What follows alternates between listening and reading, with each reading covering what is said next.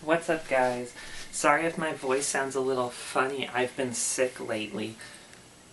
The thing that I've been wanting to rant about for a while, I've had a really hard time organizing my thoughts and putting into words exactly why. This is kind of springboarding off the last vlog that I made that is currently delisted because I really hate how I look in that video.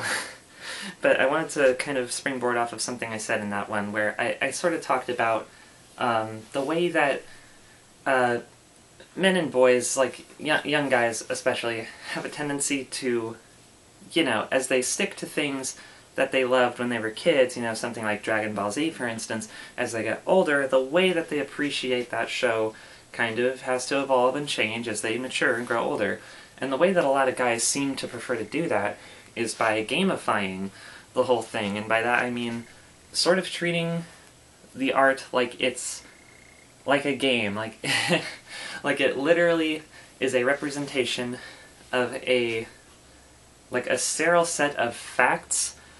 Like, okay, say when I describe why I'm passionate about Dragon Ball and what it is that speaks to me on an emotional level, and why I feel a connection to the characters and the stories in that show, some of the kind of person that I'm describing is someone who would just tell you, like, well, I like it because it has a really good plot, and I like the world building, and like they would give you a list of facts about, like, this is what happens in it, and this is how it happened, and that is why it is cool. And to me,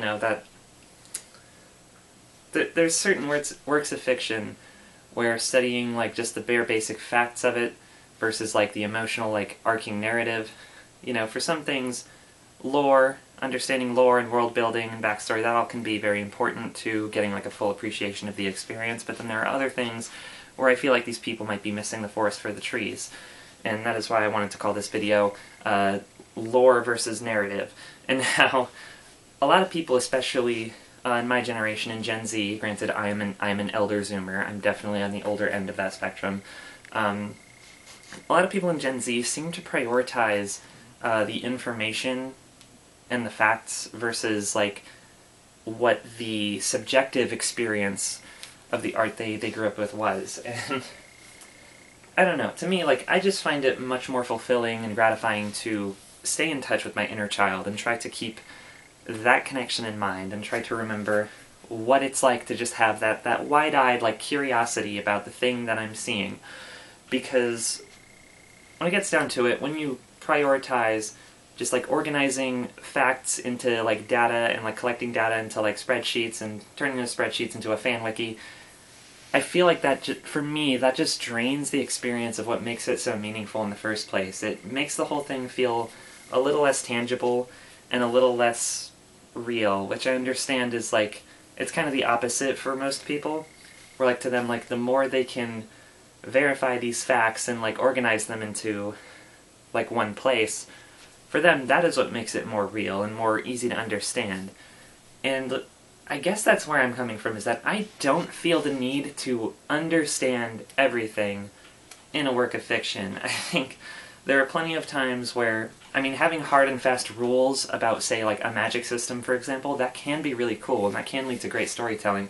I've seen this much in, like, say, the way that, like, Shonen Jump has evolved over the years since Dragon Ball. Dragon Ball was very straightforward and didn't explain a whole lot. There's no scene of, like, Master Roshi explaining in depth, like, oh, here is what ki is and how ki works on it. Like, maybe there is a scene like that in, like, the Boo saga or something, but it comes so late in the show that it's, like, way past the point of being relevant. It's, like, totally unnecessary information. It's more of a fun, like, peek behind the curtain of, like, oh, here's what's going on, but for the most part, all you need to know is that there is energy that people can concentrate into little laser beams they shoot out of their hands. They can fly and shoot laser beams.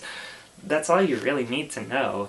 And I think trying to, like, study it and focus on it beyond that fact, like, turning the Force into midi-chlorians type thing, like, that used to be something that people hated. That used to be something that people, like, revolted against, like, trying to break everything down into, like, scientific, hard, real-world facts, things that are, like, something you can make sense out of. And to me, like, being able to make sense out of something inherently makes it less interesting, because there's no curiosity, there's no guesswork anymore.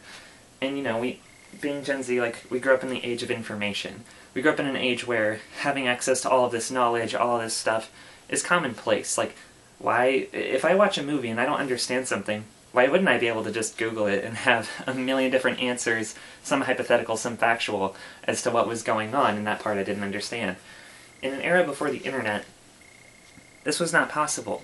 There was a very long period of time where, magic systems were not thought of as like this overcomplicated Jujutsu Kaisen set of rules that everyone has to play by to like have these super high-level complicated 4D chess mind games to defeat each other. And it used to be just the wizard Gandalf waves his magic wand and then like an ocean storm rages on. And I don't know, I kind of like that better.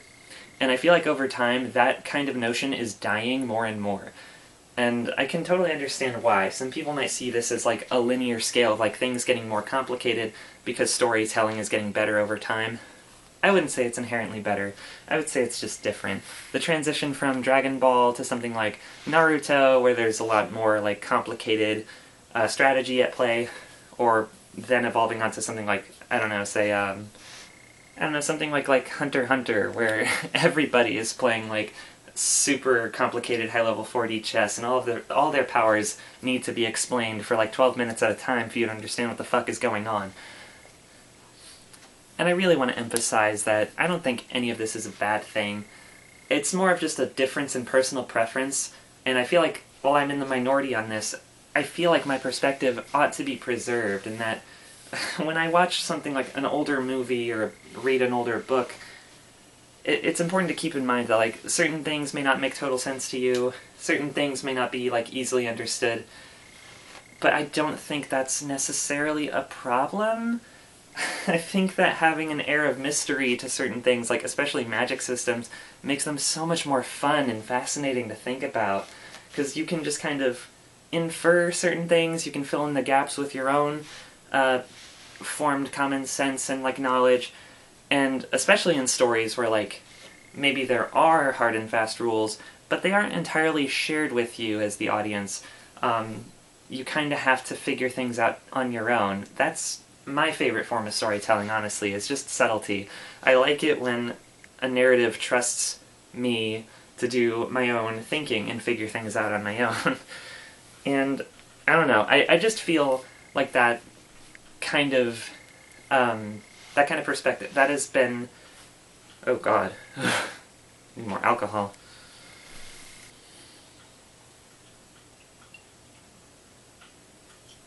Everyone I know tells me that they think that Fireball is absolutely disgusting, and I have theorized for years. I've hypothesized that this is just because this is like baby's first whiskey, and that everybody drank this in like high school or college, and when they were young and, new to drinking, they didn't know how much they could carry, and they ended up throwing up bucket loads of this stuff. And that is my hypothesis on why everyone hates Fireball. Although, I know some people just have a personal distaste for the cinnamon flavor, and that's totally cool. Whatever. But yeah, that's really my ultimate point that I wanted to get to, is that I want to encourage artists, writers, people who are making the new, like the next Dragon Ball or the next, Lord of the Rings or whatever. It's cool that like Tolkien created the Silmarillion, but don't go out of your way to publish and write the Silmarillion before you get to the actual story, that core narrative. No one on Earth would give the slightest fuck about the Silmarillion if the Lord of the Rings didn't exist first. Like, okay, maybe he wrote the Silmarillion first, but like he published it after. But like, you know what I mean. Getting to know Frodo and Samwise and Gandalf and Legolas and Aragorn and everybody, Gimli.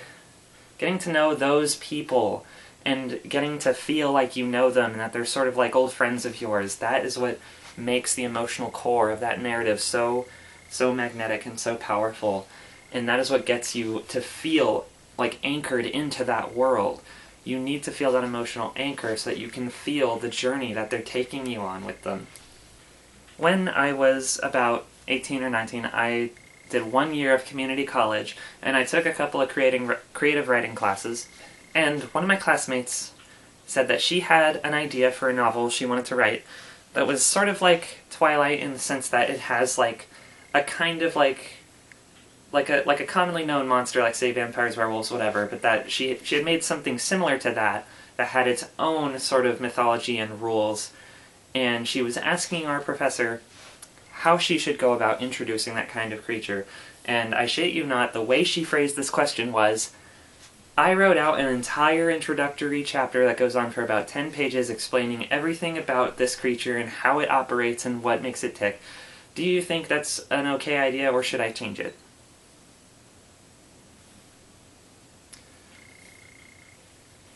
I didn't even know what to, like, I heard that and I was just like, are you serious? Like, I mean, I know it's a college class and we were there to learn, but like, God, like, have the slightest bit of common sense. If you're going to be a writer, like, I mean, ask yourself, can you think of any good story you've ever witnessed that started with a massive info dump of, like, everything?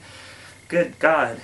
I mean, maybe that exists. I'm sure someone out there is going to tell me, like actually, I loved, fucking, I don't know, some dorky novel that starts out that way. I'm sure there's some sci-fi shit.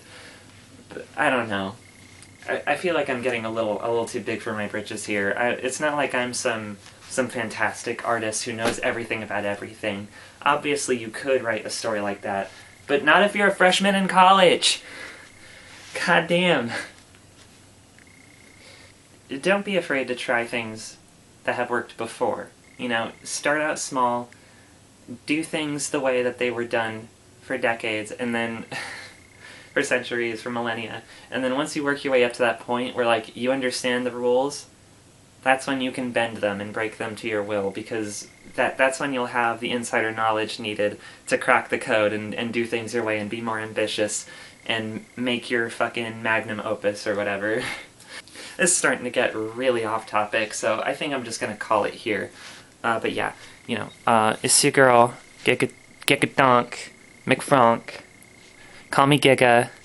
I'm fucking gay.